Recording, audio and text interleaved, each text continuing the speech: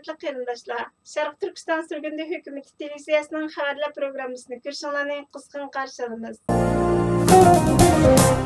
Yangi Arab torining 12 aprildagi xabarida aytilishicha, Xitoyning buyrug'i Arab davlatlarining moslashishi bilan oilasidan ayrilib ketgan Uyg'ur ota-onalar, bolalar Xitoyga topshirilmoqda. Yangi bayqashlarga qaraganda 2021 yildan hozirgacha 6 Arab davlatidan 292 nafar Uyg'urning ba'zilari Xitoyga topshirib berildi. Ba'zilari tutqun qilindi. Bularning ichida umri va haj ziyoratiga borganlarmi bor.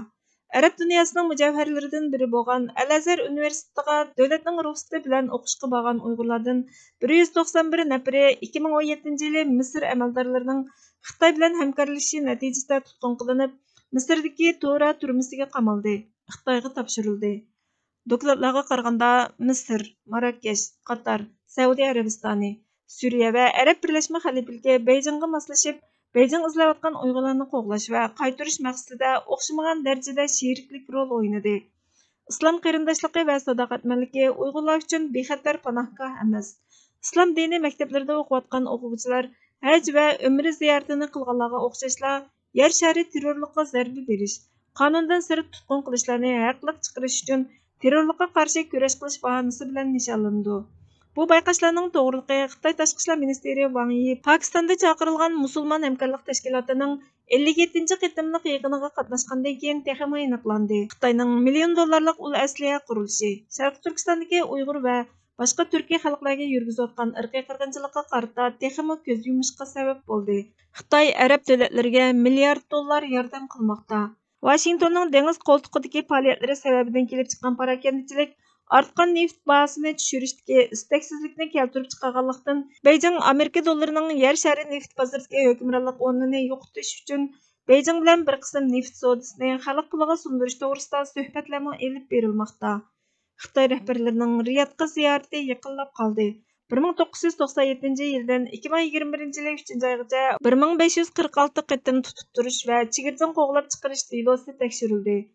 Yazg'uchilar Arab hukumatlarining darajadan tashqari cho'ng davlatning kuchiga qarshi turish uchun kuchlik bo'lgan islom tashkilotlari ittifoqini tashkillash orqali Xitoyning rayon xalqiga bostirishiga qarshi turishni o'tindi. Egallanishicha 30 mart kuni Makkada Saudiya Arabiston soqchilari tomonidan sababsiz tutib ketilgan Muxalcham Abdulla 9 aprel kechda o'zi va 13 yoshli qizi Baburam Rahmatning soqchilar tomonidan tutqun qilinib, mashinada bir yerga elib menayotganda o'zining xatarlik ahvolda qolganligi haqida ijtimoiy tarmoqlarda sin ko'rinish tarqatib, xalqaro jamiyatdan yordam talab qilgan. Xalqaro kechirim tashkiloti bu haqda bayonot e'lon qilib, 13 yoshli o'smirni o'z ichiga olgan bu 4 nafar Uyg'urni osonlik deb atayotgan millatlarni keng ko'lamda tutqun qilayotgan, bostirayotgan, qiyin qistoqqa elayotgan Xitoydek bir davlatga o'tkazib berish xalqaro qonun belgilamalariga og'ir darajada xilof harakatdir degan. İstanbuldagi Uyg'urlar Saudiya Arabistoniga noroziligini ifodalash va Saudiya Arabistonda tutib turilayotgan bu 4 nafar Uyg'urni qo'yib berishni talab qilib, 11 aprel dushanba kuni Saudiya Arabistonining Istanbuldagi konsulxonasi oldida namoyish olib borgan. Saudiya Arabistonining Istanbuldagi konsulxona xodimlari bilan uchrashgan. Bir diplomatiya xodimi chiqib, ularning yozilgan talablarini topshirib olgan va iltimosni munosabatlik o'ringa yetkazganligini bildirgan. Biroq bu Hamdulla Veli qatorliq Uyg'urlar to'g'risida so'ralgan savollarning hech biriga javob bermasdan tezla konsulxonaning ichiga kirib ketgan. Amerikada yashayotgan Uyg'urlarmi bugun, ya'ni 12 aprel kuni Amerikadagi Saudiya Arabistoni konsuli oldida namoyish qilib, Saudiya Arabiston hukumatidan ularni darhol qo'yib berib, Xitoyga qaytarmaslikni talab qildi. The Parent torining 11 aprel kundagi xabarida axborot vositalarining dokladida Xitoyning Sharq Turkistonda yurgizayotgan irqiy qirg'inchiligi Xitoyning Sharq Turkistondagi Uyg'ur va boshqa turkiy xalqlarga yurgizayotgan kishilik huquq dafsanchiligini xarakterlantirdi deyildi. Xitoyning o'zining statistikasiga qaraganda Xotan va Qashqarda tug'ilish nisbati 2015 yildan 2018 yilgacha bo'lgan oralikda 60% dan ko'proq tuvalgan. O'xshash mazgildagi Xitoyning umumiy tug'ilish nisbati aran 9,69% tuvalgan deb xotirlangan. Xitoy tug'ilish nisbatining 3dan 1 qism tuvalganligini e'tirof qilgan bo'lsa-mu, ammo majburiy tug'mas qilib o'tishdek irqiy qirg'inchilik to'g'risidagi ayblashlarni ochiq-oshkora rad qiladi.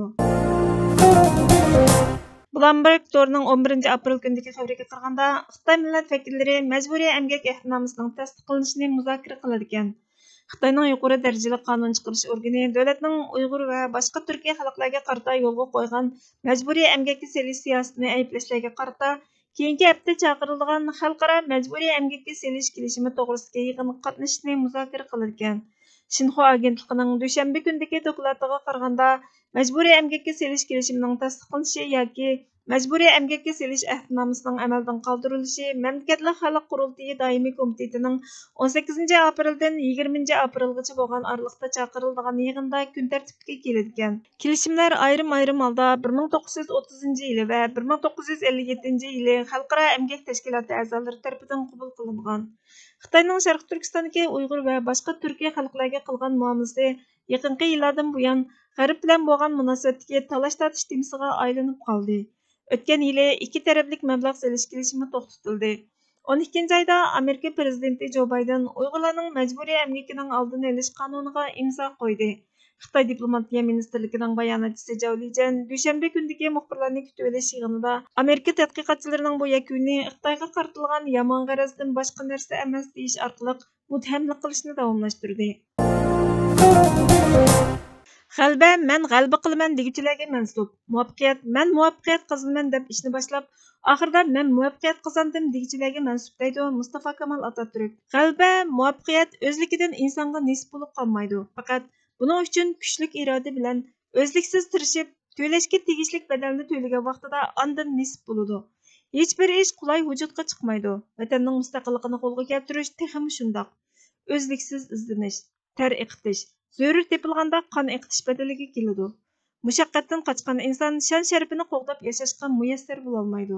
Zolimdan shafqat marhamat kutish, zolimning moyitini etishdan qo'rqish, taslimchilik, qulluq, nomusdir. Hurmatli ko'ruvchilar, xabarlarimizni ko'rganlar uchun ko'p rahmat.